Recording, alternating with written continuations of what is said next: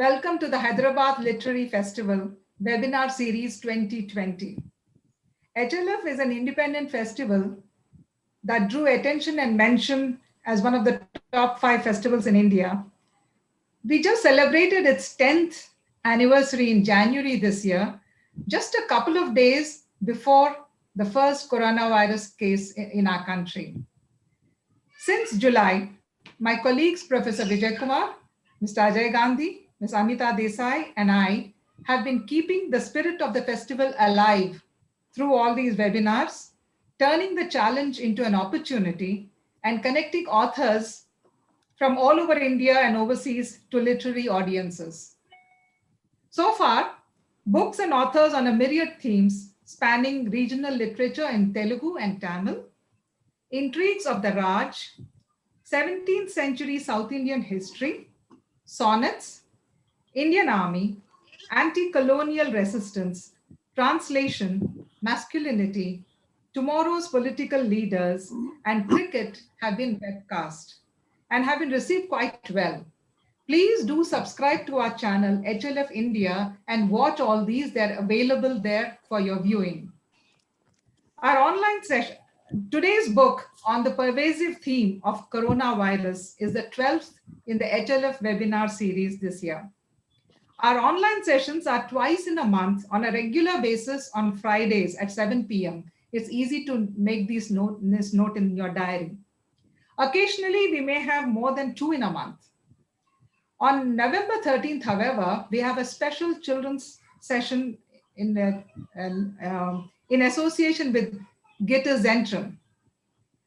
This one will be, there's an exception, it will be at 4 p.m. with a special consideration for children as well as for Choti Diwali that occurs.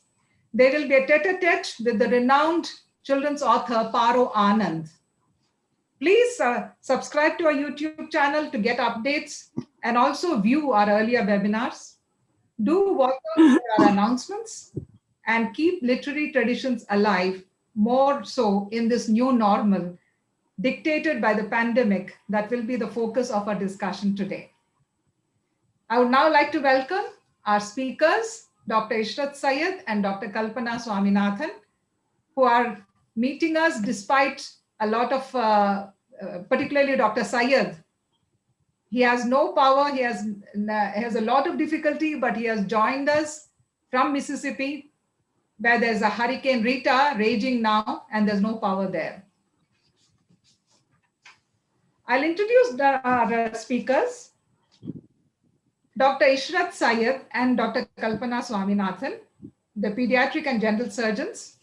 They write together as Kalpish Ratna, as a single entity, as a pseudonym, which is an interesting amalgam of both their first names, wherein they managed to use all the letters in their names, barring one A.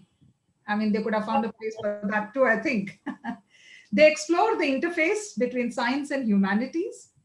Since 2015, they published a book a year, barring the year 2016.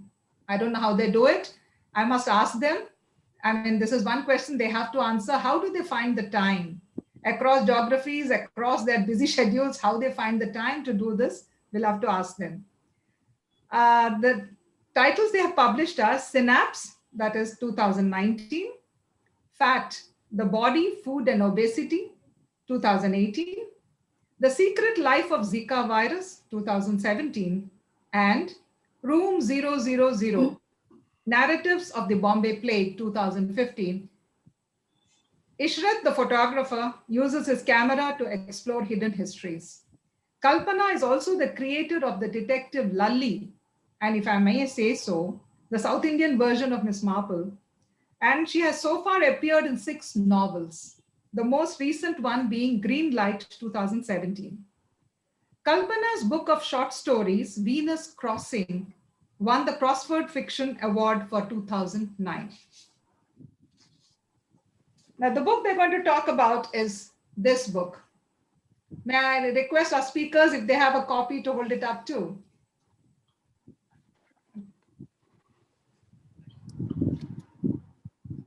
A Crown of Thorns is an attempt to give a clear account yet of COVID-19. It weaves science and history into a human story, the long view on a pandemic that is consuming us. The authors distill their study of plagues and epidemics. I mean, they have really specialized in this area, and their earlier books have been popular, particularly Room 000, into a book packed with ideas that provoke and insights that illuminate.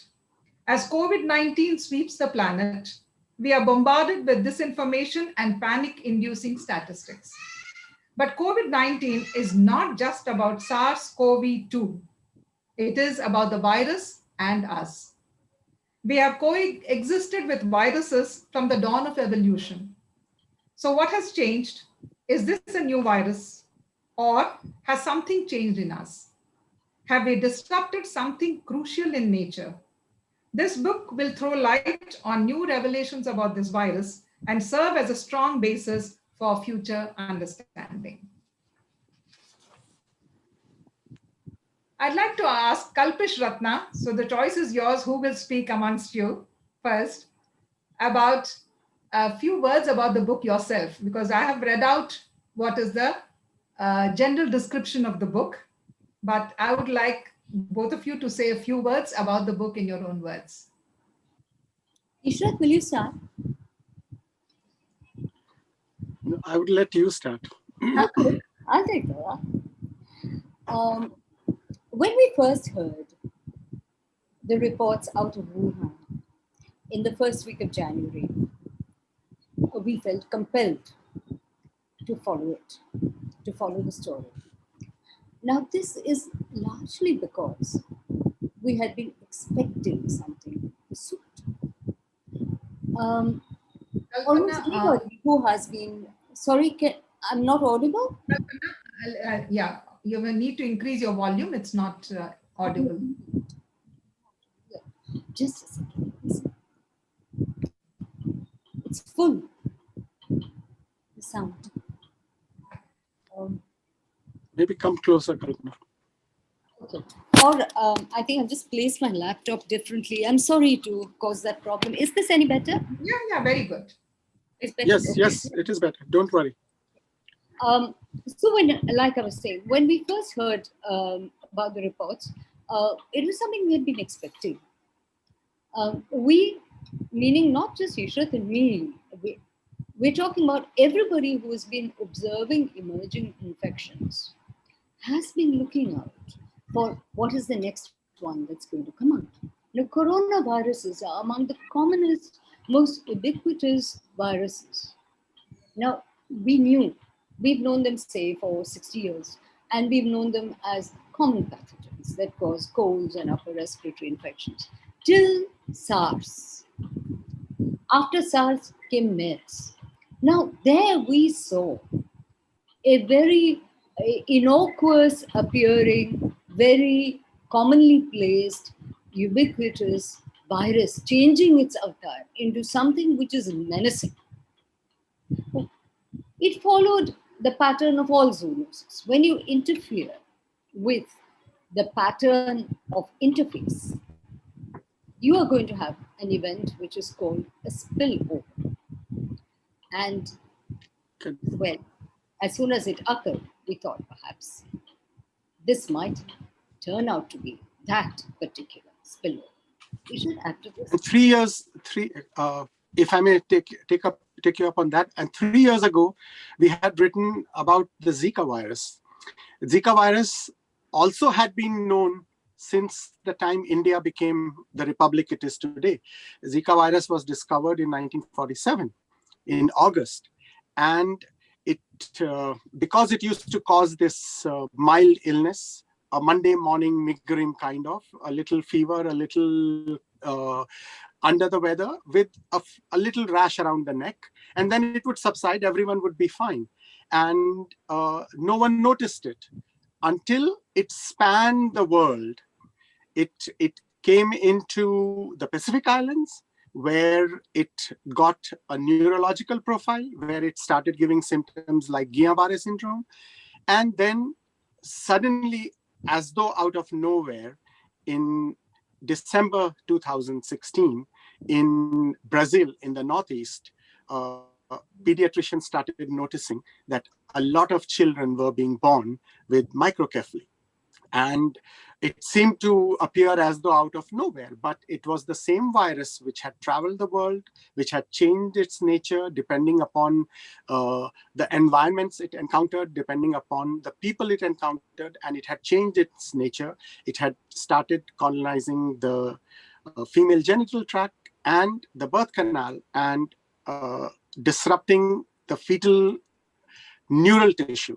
And depending on when the pregnant woman had got infected, the disruptions in the uterine development.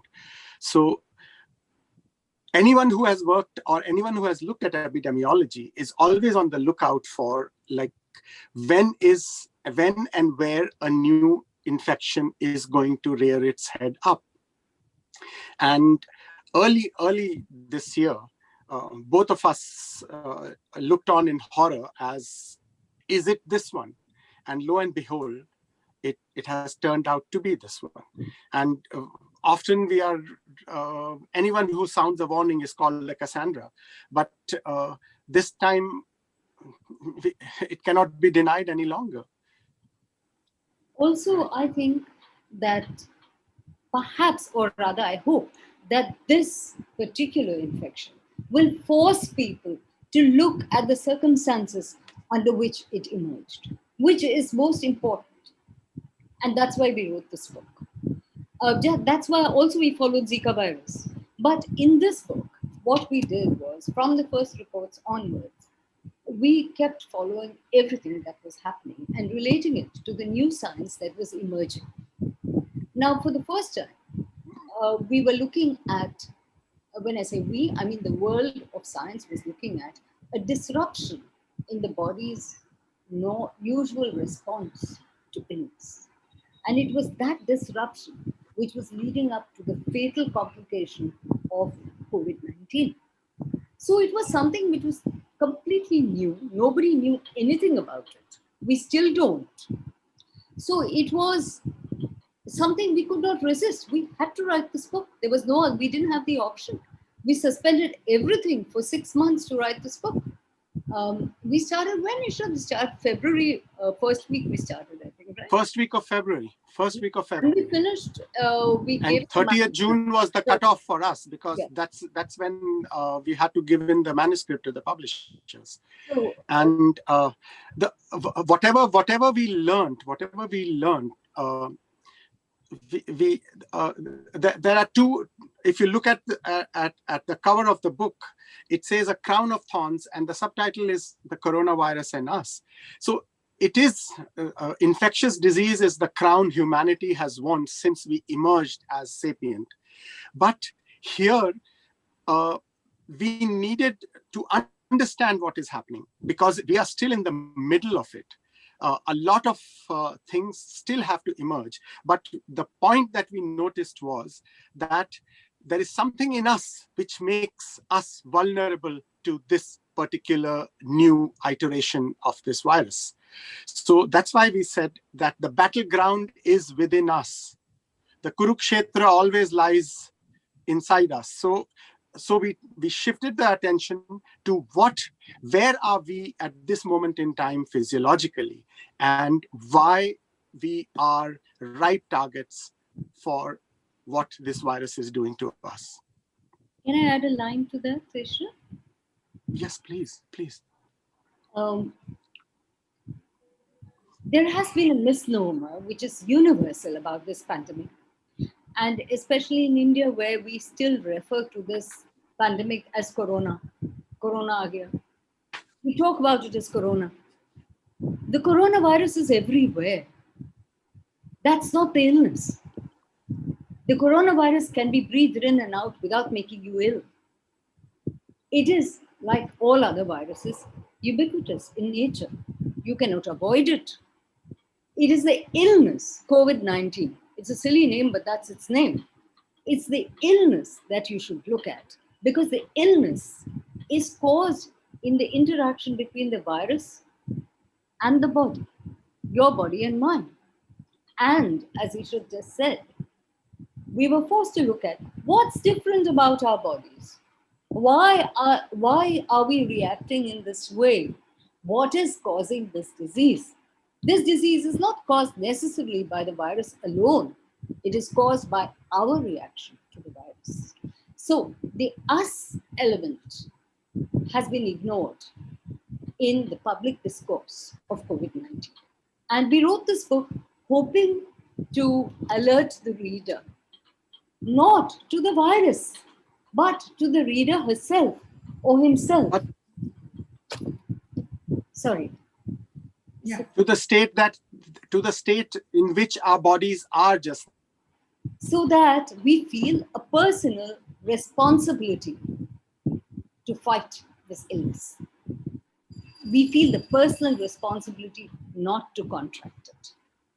We feel the personal responsibility to understand how we are reacting to either dismiss it from our bodies or to succumb to it with a fatal illness.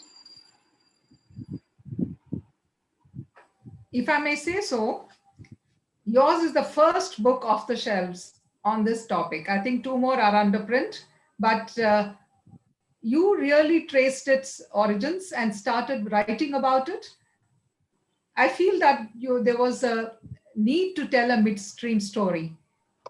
And that's the reason why you both of you have written this book and gone ahead. In fact, in your own words on page 37, if I may be allowed to quote, you write there, I have looked at the first stirrings of this disease in Wuhan.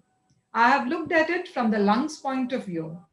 I have looked at it from the vantage point of the virus. I have examined the body of evidence from the autopsy slab. I have considered its origins in bats. All this, and I'm still short of the quintessential COVID-19. I know the plot, but I need the narrative entire. I think this actually talks about exactly what you have put in your book and what you want the reader to know about, the different sections that you have covered here. And I must say that I love the quotations in your book.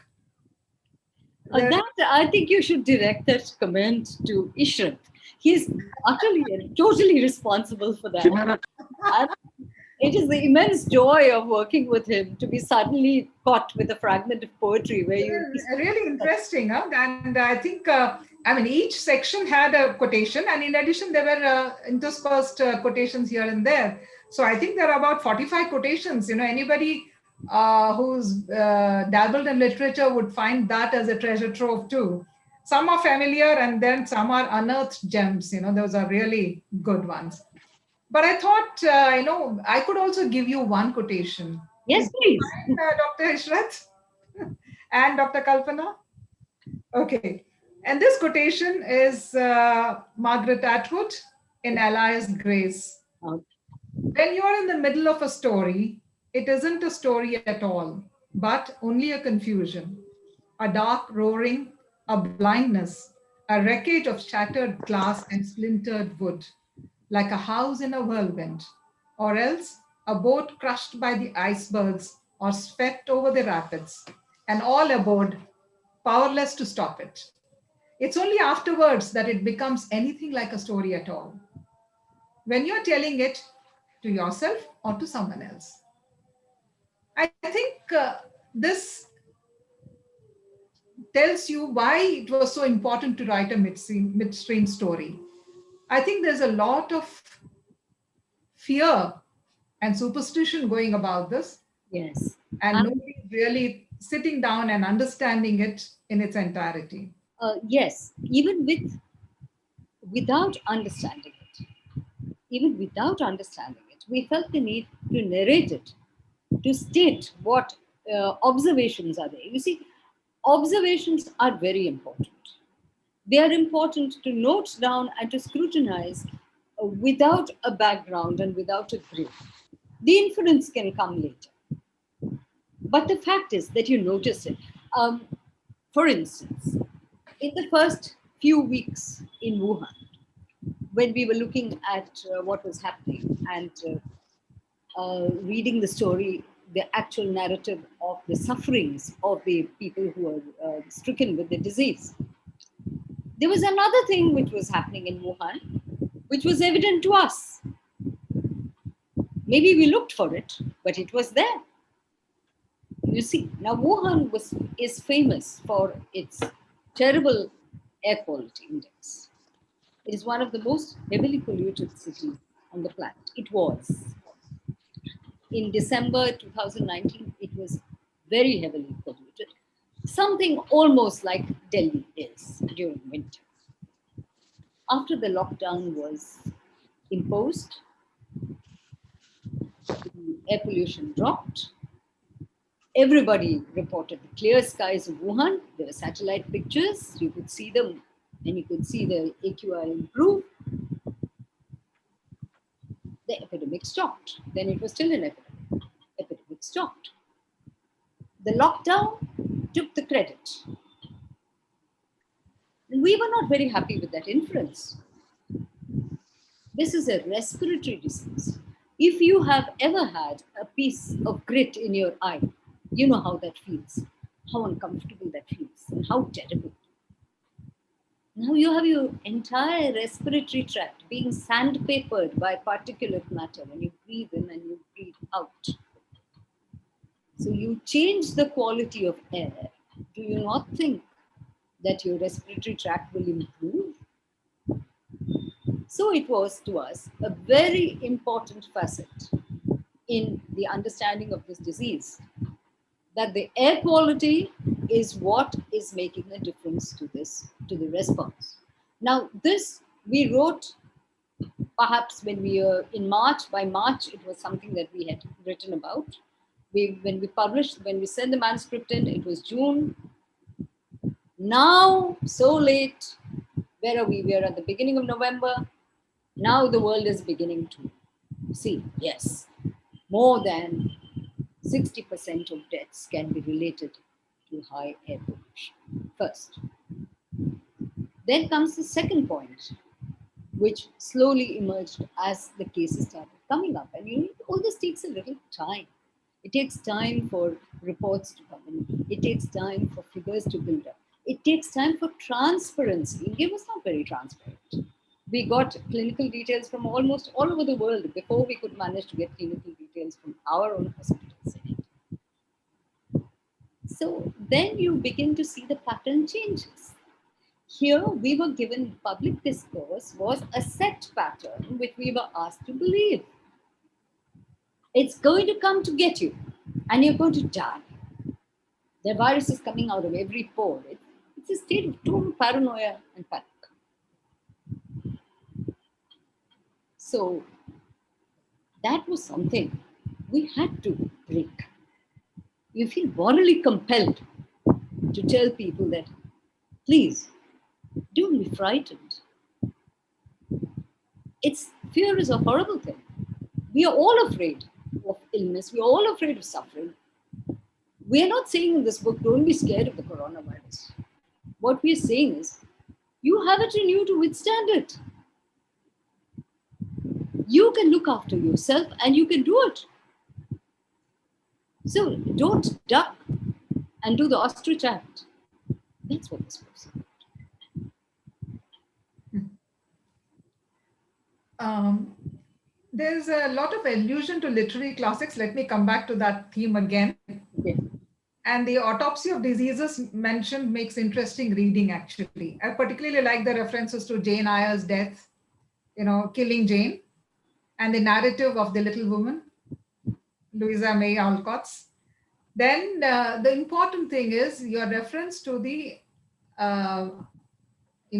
unsung heroism of Alice Hamilton for insisting on masks during surgery and for throat infections. Oh yes, that was some story. And this woman went from factory to factory, all on her own, to observe and tell people and document. I mean, the amount she has contributed to industrial medicine is huge. Today, if we understand that a lot of illnesses come to us because of the way factories are, it's because of Alice Hamilton. Out of all she did, this mask thing was a very small thing. Yeah. But here we are using it. Yeah. So it gave us a tremendous kick to write about her. So when this use of masks in surgery and throat infections, does this mean that literature has contributed a lot to the recording of the history of diseases and that science has overlooked it? You know, that's one thing I found in your book, your constant allusions to the recording of history in terms of disease. And has science overlooked it? I ask this question especially because you are specifically trying to bridge the gap between science and humanities. So Ishrat, that would has you been the like basis to of your answer that? discussion. Hello, can you hear me? Yes. Yes, but you're Oh, upside down, oh, but never mind. really? You're upside I down. don't know. I'd lost everyone. Anyway, I reconnected. Uh, but it is only when we look at humanity, and if we look at ourselves, does anything make sense? Did you get the question? Did Ishrat? Did it drop out? I got the, sorry, I got the last part of the question. No. Talk about literature and the role of literature in retaining the memory of disease. Disease. You missed the question because he had dropped out. That's why I had to ask him. Well, literature is again a reflection of what happens all around us. If we are living through disease, it will reflect in what we write. We have instances right from the time of Boccaccio. We have Shelley, we have Keats, we have Lawrence, we have all these people who have battled disease, written about it. We have Susan Sontag recently. So again, does disease humanize us, or do we humanize disease? What do we? What is the essence of this question? Where should we go with it? Depends on what the disease is, where we are in that moment. I think also it depends on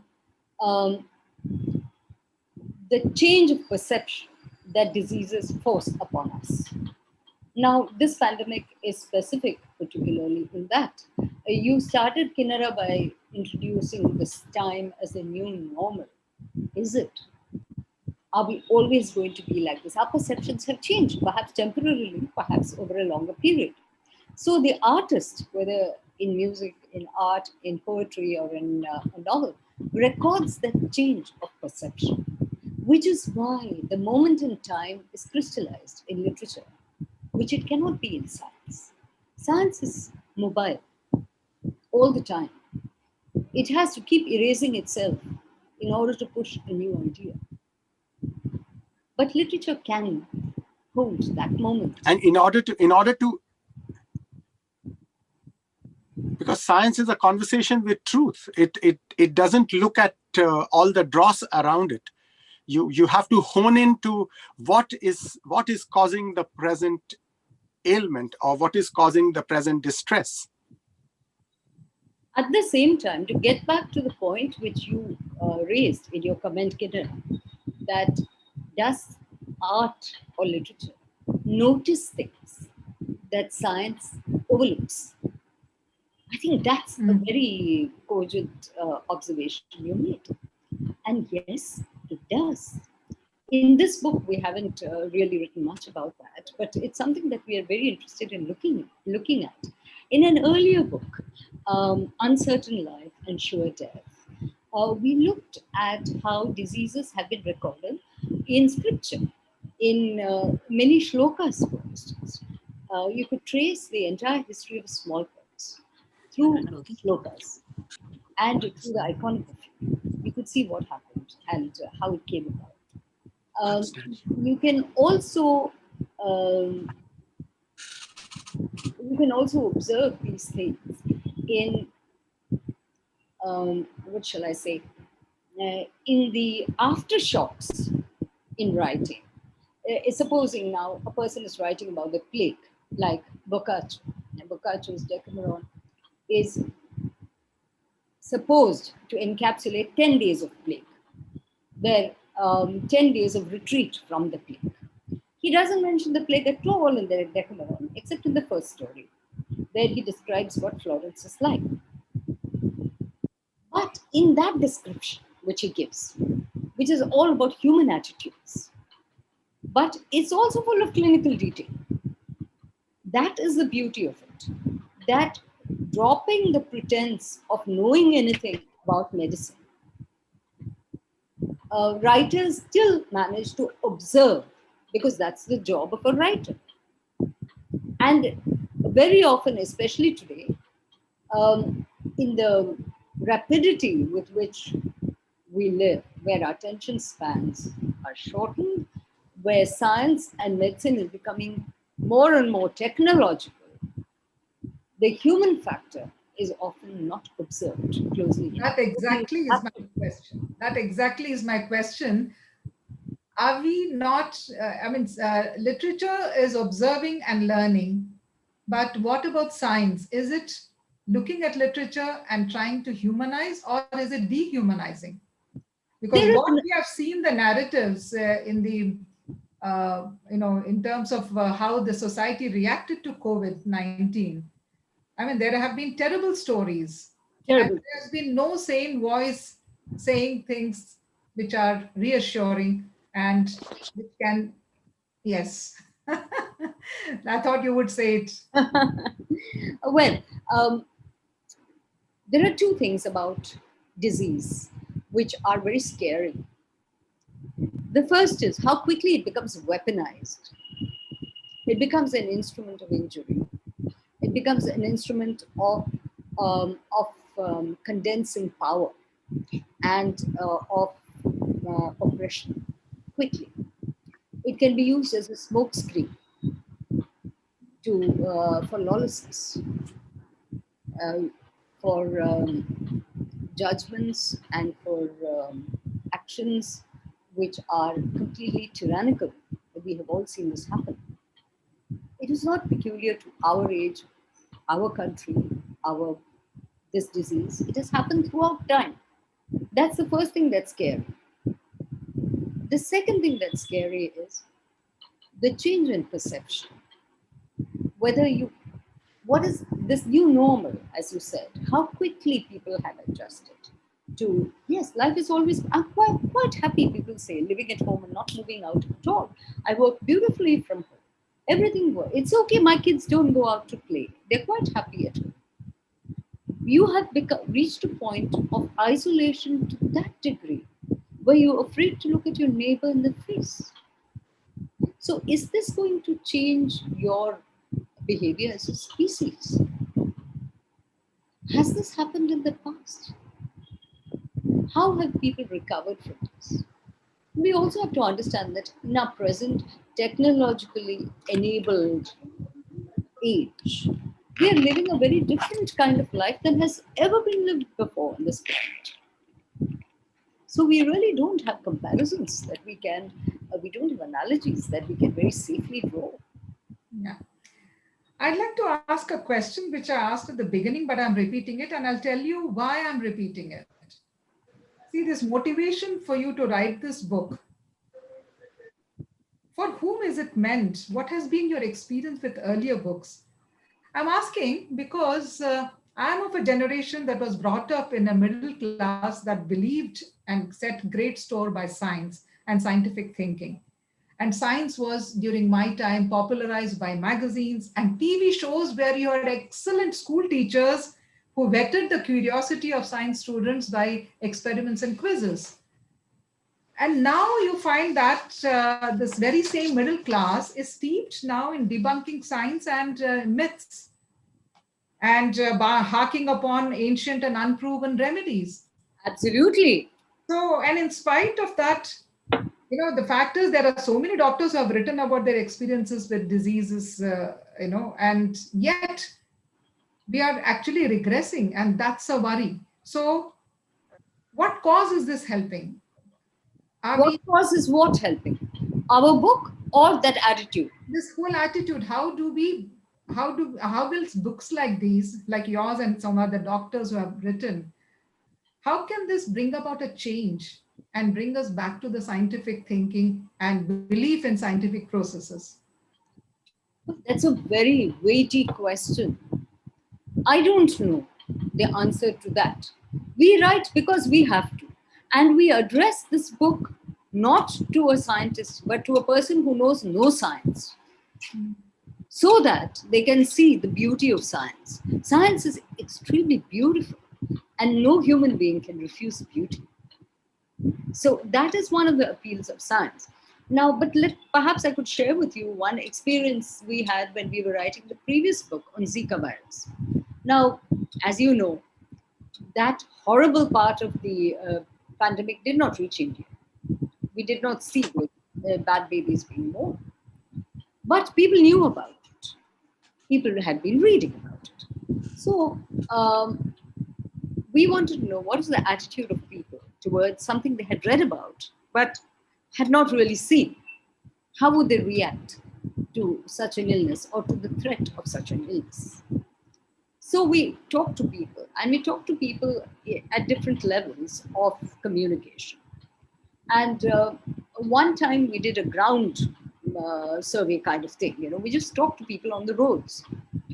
And these were people who were educated, people who were not educated, people who were employed in things like rag picking, driving rickshaws, selling vegetables. And it was amazing the kind of response we got to our questions. They were very clear about it. They wanted to know all about what causes it, all about how to prevent it. They said it is our right to know, and how come we don't know? So I asked them, what would you do if I told you this is all that can be done? And they came up with ideas. It just showed us what people are.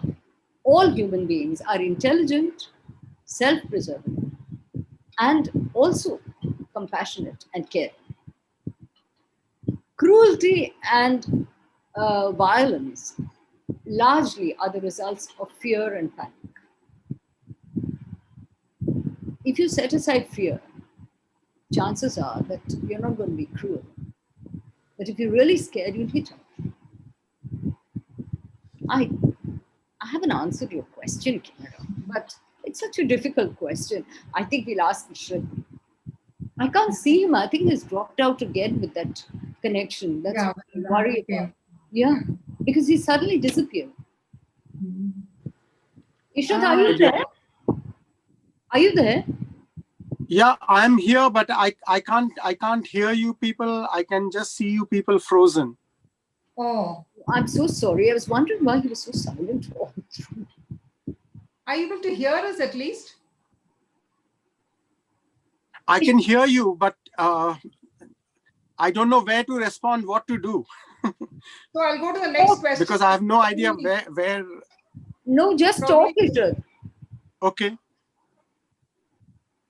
Okay, so the next question is, where are we today? Do we even know the real picture? People with mild symptoms and on self-medication driven by a desire of not wanting to be shunned, can they even be counted? In the same vein, can we believe the data on the Indian prevalence of this virus? Ishrat, shall I or will you? Can you hear? I didn't hear the question. I just, where are we today? Okay. Ishrat, the question relates partly to India, whether their figures are believable. Yes. India, where are we today? And globally? Because what? Sorry? No, I think it's getting broken up, Ishrat. Yeah. So, Don't worry. Kinnara, what would you like us to do? Can we believe them? That's a simple and straightforward No. I don't know whether the question is fine. I'm wondering whether Ishrat's audible. That's what I'm asking. No, Ishrat is not audible. I think we'll have to, unfortunately, let him just be there. We'll have to take on the Okay, answer. I'll do that. But Ishrat, if you can hear me at any time, you talk, break into what I'm talking, I'm saying, and just talk. Okay, that would be fine. So there were two questions in what you asked. The first question is, what is the situation today? What do we know? Okay, let's look at that quickly. There is no herd immunity. There is no vaccine. There is no drug. So none of the things that we hoped for is that we have a virus which is everywhere. Numbers you cannot believe, because these are only the numbers which are tested. All of us may be positive or not ill. What goes wrong in this illness is that the body's immune response is out of control. The inflammation is out of control.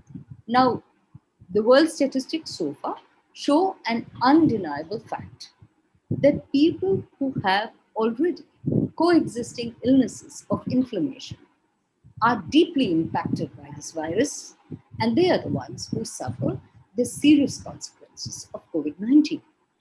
So what are these inflammatory diseases and why are they so common? Leading the list, diabetes and obesity.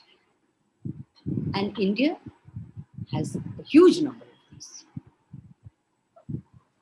Second question, which I would like to say, is that this book debunks the myth of the virus began in Wuhan, and from there, in a linear way, it went from place to place to place. It's not a believable narrative at all.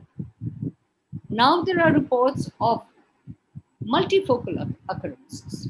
In Italy, for instance, the virus had already shown up. In France, it had already shown up.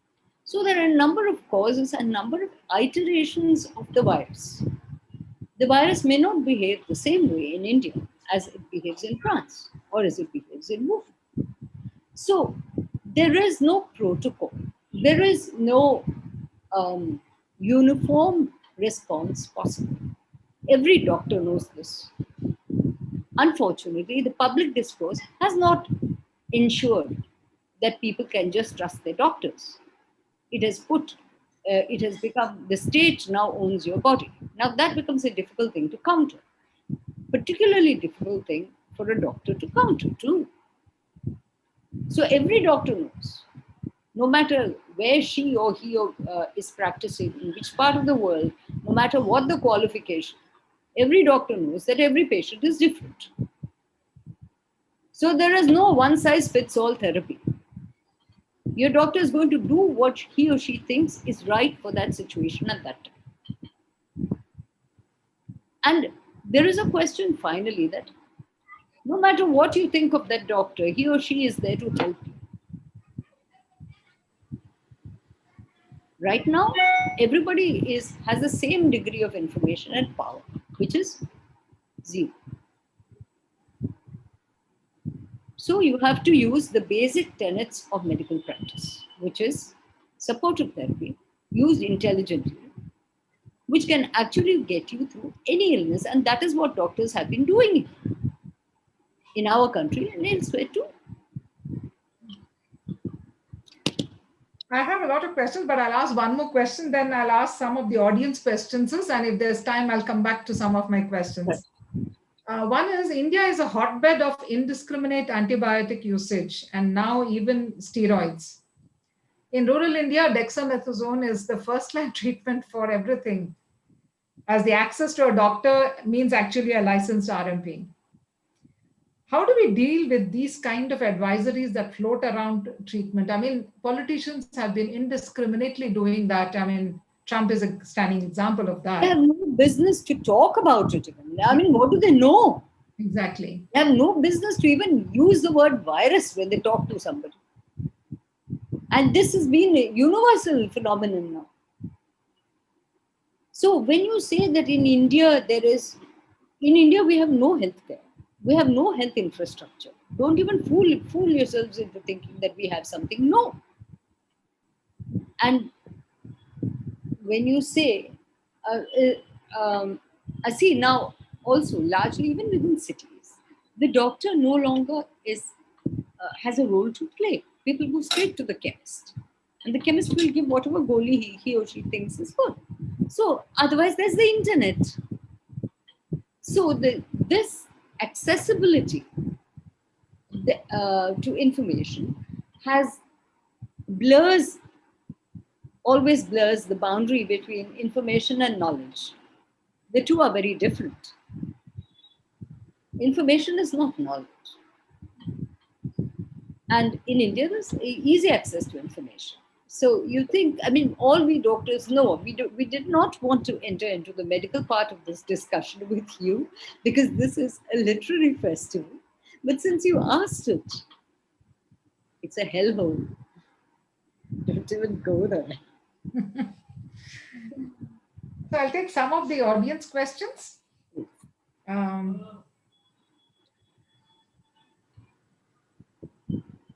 One question is, will this disease remain forever with us? Oh, very likely. Absolutely. Ah, Ishrat, I'm glad you're back. Very likely. Absolutely. Absolutely. Well, go on after absolutely. I think you froze after that, Ishrat. No, I mean, these diseases have always been with us. It's cells where it has become a disease. We've lost you again. Yeah. Oh, sorry. But you heard that. So go on talking. The next question, I think, has been already answered by you. To what an extent the information is shared is accurate, and why transparency is not maintained by people who are responsible related to COVID? Well, the second part of the question we didn't answer because nobody can answer that. This is so politically maneuvered, the entire pandemic. So when it comes to a disease, it's not about the state, it's not about protocols. It is between you and that illness you're experiencing. It is a deeply personal thing. The entire history of medicine and the entire history of disease is replete with instances where disease or illnesses have been used by those in power to enhance their place in power, to increase whatever they want to do, to use this as a screen to continue their processes that are already in place. And now in the 21st century, at this point in time, we are seeing it, on our tiny screens that we carry, because previously information took a while before it got to us. And the advantage of that was that if it was important enough, it would reach anyone.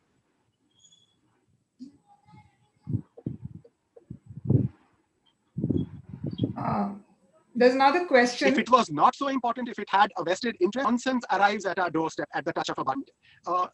It is more disinformation and misinformation that carries the day rather than information. Information gets buried and destroyed. That question was from Arun. Now, Lekha sister has a question. Has the pandemic caused a temporary change in social mores and values? Or is a permanent shift to another dimension of behavior and attitudes? Well, it already is. Yes, it already is. We are in a place where lost. Should I speak? Yes, please. Humanism and corona ka rona chal raha hai. Karuna kahan gayi? Ishrat, you're getting broken up, so I'll just repeat what you said. I know. Sorry. You take the answers. You take the questions, Kalpana. I don't want to mess this. No, you're not messing it, but I'm sure the audience understands. Okay, to answer your question, the change of attitude is perceived all around us already. In this 9-month period, it's not our lives, but our perceptions have changed. Our priorities have changed.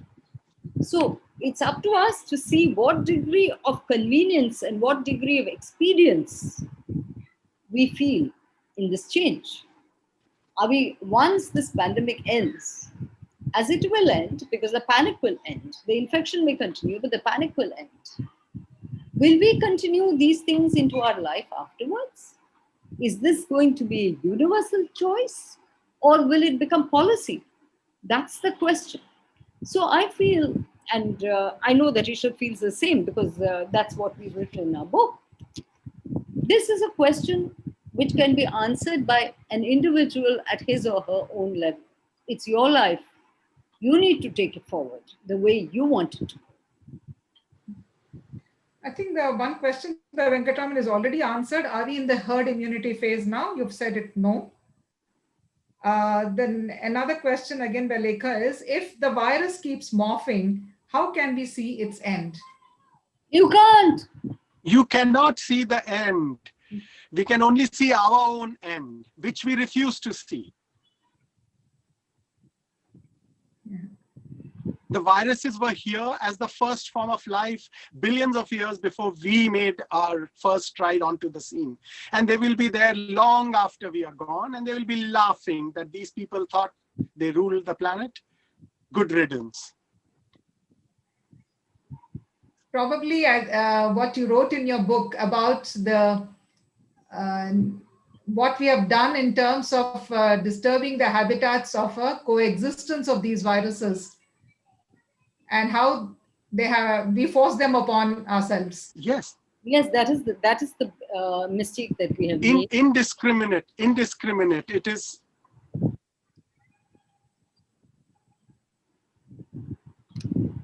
Okay, let me take over, Ishrat, because you're frozen up again.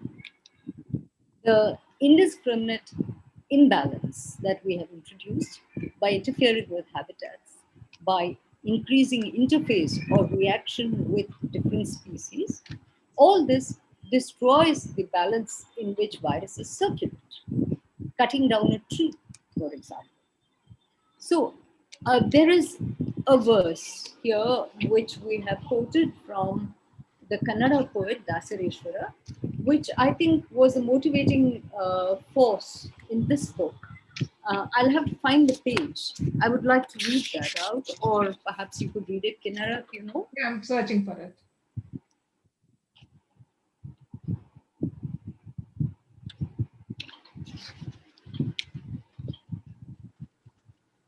In the meanwhile, could I take another say? I'll research for that. Knowing one's lowliness in every word. Knowing one's lowliness in every word. The scatter of insects in the air in every gesture of the hand. Things living, things moving, come sprung from the earth under every footfall. Things living, things moving. And when holding a plant or joining it to another, or in the letting it go, to be all mercy, to be light, as a dusting brush of peacock feathers. Such moving, such awareness is the love that makes us one with the Lord, Dasareshwara. Now, if we were to employ that makes us one with the Lord, thus. If we were to employ the philosophy of this verse in the way we lived our lives on this planet, you wouldn't have any diseases. I think this is Professor Vijay Kumar. I just see HLF here. Given the record of corporate hospitals, can we really trust the doctor entirely? Have corporate hospitals ruined our trust in doctors? I don't think that that's a question on which I would care to give an opinion.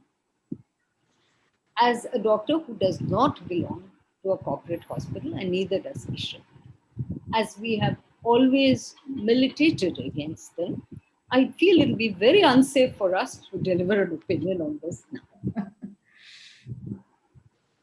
Ramesh Sarathi asked, then how should be our lifestyle in such conditions? I think you should read the book. Okay, there's one comment. Change can occur only if we had learned from past. This is Sharada Balaji. And one more question from HLF. Will health become a part of public policy at least after this experience? Well, one hopes so, provided that it doesn't mean pushing bottles of strange tonics at people and say, drink it, it's good for you. If that's going to be public policy, we stay clear of health. We don't want you. There are several home remedies ruling the roost. Steam inhalations are rampant. In your section on lungs, you have written what happens to them. When the virus is scary enough, what will these remedies, particularly steam and inhalation, do? There I would like to say and give an opinion, though we decided not to give medical opinions in this discussion. We will. Please stay clear of all home remedies. Don't do anything. Don't go near steam. Don't have your turmeric and milk Don't have And ginger. steam inhalation is going to make you a ripe target for ARDS, which is the end stage of this disease. Please don't do any of these things. Your body is good. Your body is strong. Let it do its fighting by itself. Don't meddle with it. It will fight better for you without your enhancing its fighting potential. Everything you do is going to disrupt it. I'm glad that part came without breakages, Ishrat, from you. That was an important thing to say. And you didn't freeze. I'm really happy about that. You brought in several issues into your narrative. The migrant issue, of course, is the most prominent part of the COVID footprint. Because it was the most killing thing for us. Most killing one. I fully agree with you. That the migrants suffered tremendously, both at the hands of the administration as well as their village people, on top of their untold travel ordeals and travails, is understandable. There are also brief allusions you make to the pressure of competitive exams, dowry deaths, and so on. Why this angst in this narrative? What's happening? Look, life is not selective in its event. Children are sitting for exams in the middle of this pandemic. Women are getting beaten up. Brides are getting burnt in the middle of the pandemic. Unfortunately, the narrative of India has many crimes within its social fabric, which are excused as social circumstances. They're not circumstances, they're still crimes. Sometimes it is necessary to state. Forests are still being cleared, bat habitats are being displaced. Yes, those were there, Ishrat, but you... The business of capitalism. No, those things were there. The business of capitalism hasn't ended.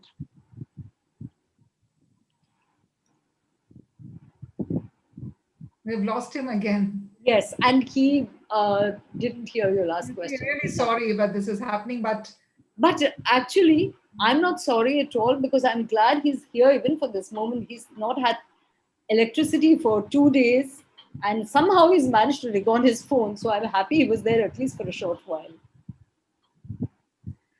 I like what you wrote in your narrative. You never say we, you say I. No, we always write with one voice. Yeah. And how does this joint creation happen? I can understand synchronization in thought, thoughts. You're writing down thoughts only. How do you synchronize your styles? We have evolved a style which is our voice for this. For Kalpish Ratna, it's a comfortable style we have developed over the years. Would you like to say something else? Because there are 2 quotations I want to read from your book before I want to, see if there are any more questions. Otherwise, we'll close. Please go ahead with whatever you want. There's one more question. Hasn't the pandemic altered human relationships? What's the lesson learned for posterity? You will learn your own lessons as I have learned mine.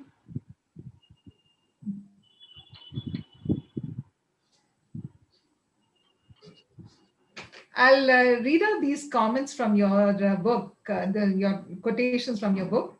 These are not quotations from others. These are your own quotations. Oh. Disease was driven by conquest in the past, and racism in science is rooted in that memory. The language of science often echoes that inequality of power. Hopefully, we are growing more sensitive to it. Are we? At least we concede there is an inequality. At least we concede that. If you look at the narratives of the same scientific incident or finding as narrated, say, in the 19th century and as narrated today, there is considerable difference. And the difference is we think we are more liberal, we think we are more inclusive. We are not always, but at least we are afraid that we may not be. So there is that. Of course, if you really want to study the colonial science as compared to the science today, then that's, the We wrote a whole book on that when we wrote Uncertain Life and Sure Death, where we examined, because throughout Victorian India, as India used to be, you had as 1 year And of disease epidemic, and external elements, they yeah, start 1 off the year quarrel. of epidemic, 1 year of famine. So we were able to look at the attitudes then, and it irritated us to be told that this is the subaltern view. It is not subaltern view. What you're writing about is the truth. If 23 million people die and you don't even notice it, there's something wrong with you. It's not subaltern to say 23 people died, 23 million people died. But that is what the narrative of medical history has been in the past, especially as relating to Asia, particularly to India, because we're talking about India at this moment. Africa, the same thing. Literature did no less. Why don't you consider Camus' Plague? There he has written it in an African town, but where are the Africans? You can say it is philosophy, but he doesn't say it is philosophy. It's a novel to begin with. Where are the Africans? They're only a little colony of French people.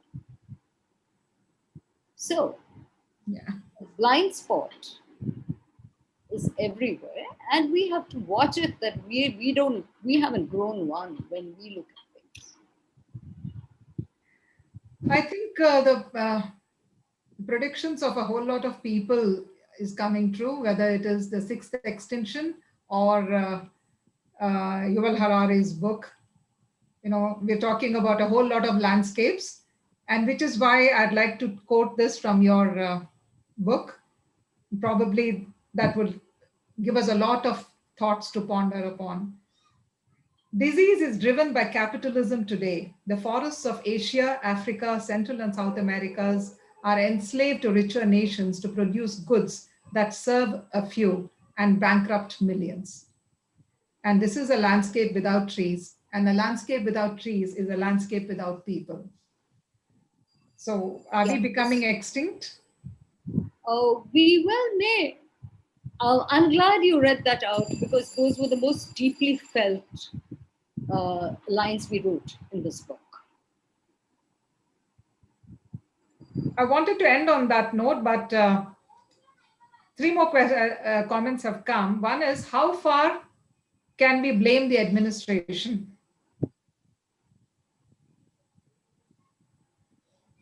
You can blame anybody you want, but you've got to see that you're in the right. So the decisions of policy have also to be the right decisions at your doorstep. I think that works better. You can't control policy, but you can control your own life. So why not start with it? Another question is, do male and female bodies per se react differently to this virus? It appears so. We don't know exactly why. There are some, there's a few papers published on it recently. We have mentioned it in the book too. There are reasons, but there does appear to be a male predilection for complications of the disease. Is it also because a percentage of women staying home is more than men? No. No, it's not that. There's a comment here from Sita. Totally agree with you about Camus. So. Oh yes, thank you. It's not a topic that could be easily addressed in an hour. It's not easy, and your own story is a midstream story. You have captured the early observations, and I think that's a wonderful thing that you have done. And you have told people to be more conscious about, not about COVID per se, but what you have to do yourself. The focus is on us rather than just the virus. Yeah, and how to be very careful about it. So thank you so much for having given us this time and your thoughts to us. And we hope that people will read this book. A special thanks to Dr. Ishrat Syed for heroically, despite the storm, despite the lack of power, he did try to pitch in. It would have been wonderful to hear him more, but then we're sorry that we think something and the climate decides something else, because this climate is of our own making ultimately. Oh, yes, absolutely. I would like to thank all our viewers who have asked us questions and who have participated in this. Please don't forget, the next episode is on November 13th, Children's Literature with Paro Anand, an association with Gitter Zentrum.